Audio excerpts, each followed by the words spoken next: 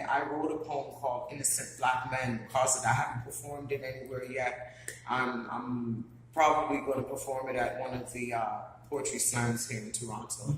Now, there would be a good thing for you to do now that the Black Man issue being carded in Toronto. Why don't you do a poem on a poetry about the carding of Black men in Toronto?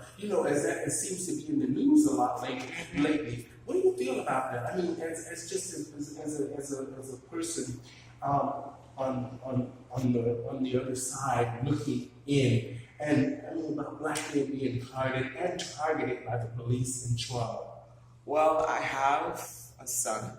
Mm-hmm. So I fear for him all the time. Mm-hmm. I always try to encourage him to, be respectful mm-hmm. to police officers if, anything were to happen or he happens to be in any sort of trouble. But I sleep sound knowing that my son, he's not the type of young man to be on the road. He's usually a housebound individual. Mm-hmm. But as for the young men that are on the road and are getting carded, it's a shame, especially if they're innocent and not doing anything. And you know what I mean? They're only being carded because they're Black. Mm-hmm. And discrimination of any kind is deplorable. You know what I mean? And I should only hope these young Black men, keep themselves as safe as possible. Mm-hmm. You know what I mean? If you're in a situation where there is too much of noise or people or ruckus or fighting or whatever, remove yourself from the situation. You know what I mean? Just don't leave yourself open for them to have to say anything about you. Okay. Now, do you listen to other poets? Who is your favorite poet? Maya Angelou. Okay. Why is it that you like Maya Angelou? I like the way. First of all, I love her voice. Okay. And I love the message that she sends, and I like the way that she's able to write poetry freely. Like she'll see someone on the road and she can make up a poem about them. Oh. Like the other day, someone said to me, "You have divine attributes." Can you do something for us right now? Would you like to hear divine attributes? Yes. Then would you guys like to hear a little bit from Dionne? Let's hear it. Yes, I think we'd like to hear that. Okay. Divine attributes.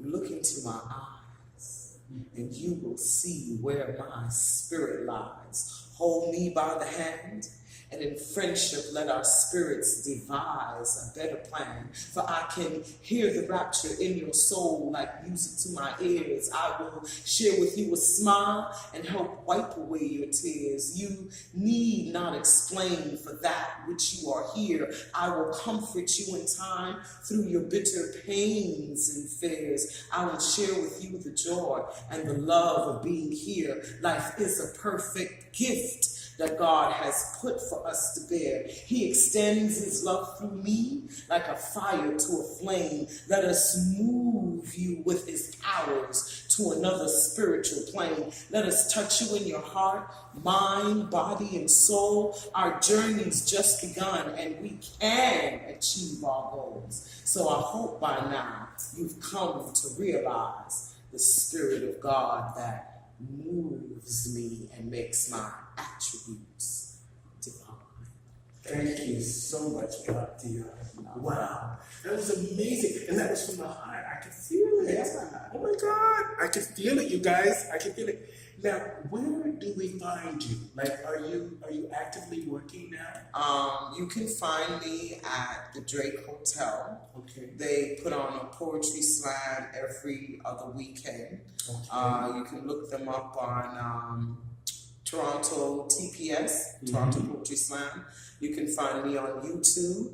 Okay. I'm under Dionne, Bird of Paradise. Okay. I volunteer down by the Redwood. Okay. I'm getting ready to put out a play, theatrical production called I Am in the Span Sunrise. Oh, wow. And it's to encourage and empower women of all ages, you know, to basically stand up for themselves and to say no and to say don't touch me and to have that voice where you can speak out and just, you know, let your voice be heard. So it's a play based on my book that I have out called I Am in the Span. It's called In the Span of a Sunrise. In the Span In of the a Sunrise. Span of a Sunrise. It's on lulu.com by Dionne, the Bird of Paradise.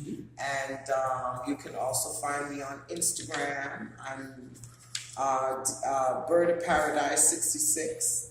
You can find me on Facebook. You keep calling the Bop Dionne. That's on Facebook. That's Bop Dionne Samuels. Okay, Bop Dionne Samuels, everybody. Samuels. And as for the play, I want to have it out by early fall of next year. I'm still, you know, getting people and whatnot for that. Okay. And yeah. What do you say to the haters that don't like poetry? What do you say to them? Well, see, poetry engulfs a lot of things. Singing, you know, songs have words that rhyme and are poetic. Rapping is also a form of poetry. Singing is a form of poetry. You know, we are all poetry in motion, as far as I'm concerned. I've heard that. Yeah, we are all poetry in motion. So to say that you don't like poetry is to say you don't like yourself, or you don't like your environment, you don't like music, you don't like rap, you don't like singing. All of that within itself is poetry. You know what I mean? Dancing is poetry.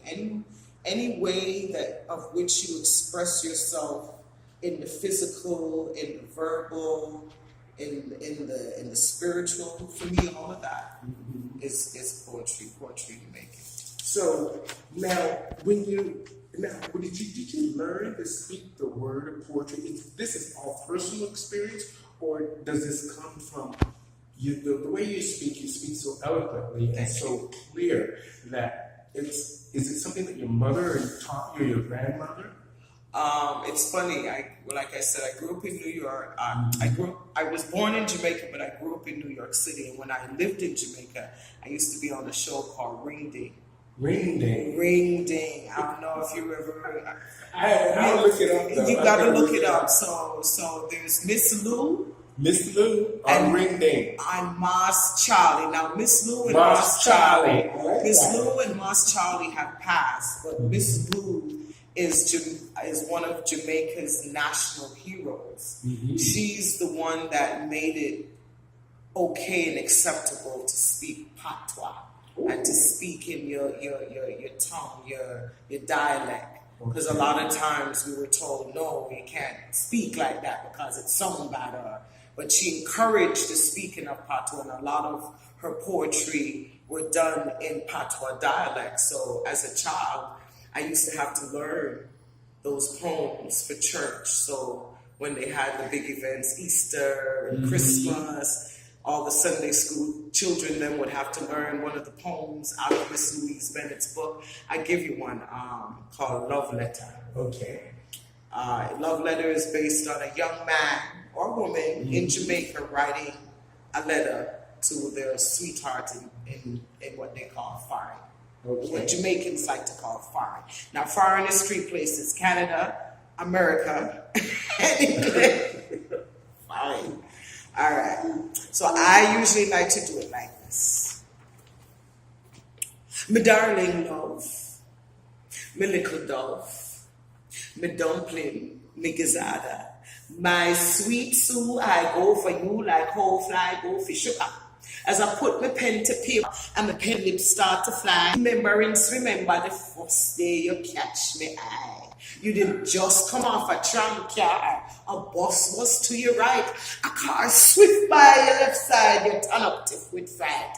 Your mouth drop, your jaw open, just like when Chaka start. And my heart go booga booga. And me know what make my bond. No scan, me little letter love.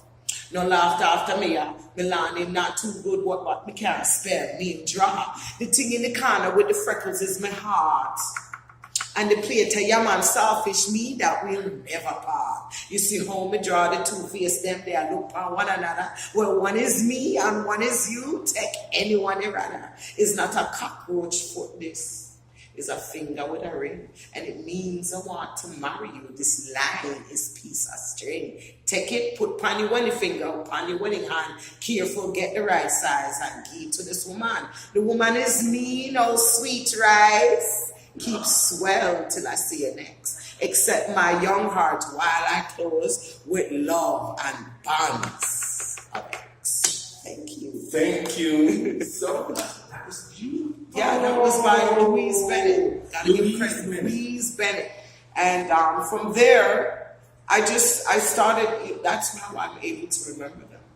Because when you were performing or doing a Louise Bennett poem, you don't look too socky reading it off the page. You got to put a little emphasis and a little drama into it. So as a poet now, you will never see me stand on stage and read off of a tablet or out of my phone or off of paper or anything like that. I always try that. Oh, well, wonderful. What would you tell the young people coming up today about wanting to be part of the life of poetry? What is it? What should they expect? What like we know that can you make money from this? Is there actually, you can make money from it. The top pinnacle, I guess, of being a poet would be to win a Pulitzer Prize for poetry, for writing, and another thing you can do. There's a lot of shows where you can enter slams, and if you win the show, there's money. There's a lot of writing competitions on the internet. All you have to do is look up poetry, writing contests, and there's many different contests out there. They ask for comical poetry or prose or whatever, and yeah, man, you can do some stuff or write a book, compilate your stuff and write a book. So we can find you at the Drake. You can find me at the Drake. You can find me at the supermarket. You will find me on my own stage with the play I Am His Fan. Now, can you just remind the audience what you have coming up and what Dionne is planning now? Tell our audience what you're planning now and how they should get involved if they want to be involved or come see you. Exactly, like you say, you have a show that you're writing now. Yeah, I have a Is show. it the life of poetry, or is it just about you? Or actually, like I said, it's a play about empowerment of women. Okay. It's based on the I am theory. Who are you? What do you bring to the table? What speaks loudest from your soul? What is your I am? Is basically what I'm asking. Okay. You know what I mean? I am a poet. I'm a hairstylist. I'm a mother and a sister. What do you bring to the table? And like I said, it's to for women to rise up and just have a voice and have a good time singing and. Because I wanted the play is going to be a call back, call and response. Okay. So the audience will be involved. I'll give them instructions in order to help them help me say the poem. Well, that's it. That's great. Audience participation. Participation. What's the age range of the people that come to see you that like poetry? What's the age range? Usually anywhere from. From about 13, 14, I've seen, because they have like a younger poets group, that the youth poetry that get together, and you'll find anywhere from, I guess, 16 on up to 20 something, and then. What's the background? Are they just all black people? No, it's a diverse. You'd be surprised from the very old to the very young. Comes out and enjoys poetry, you know what I mean?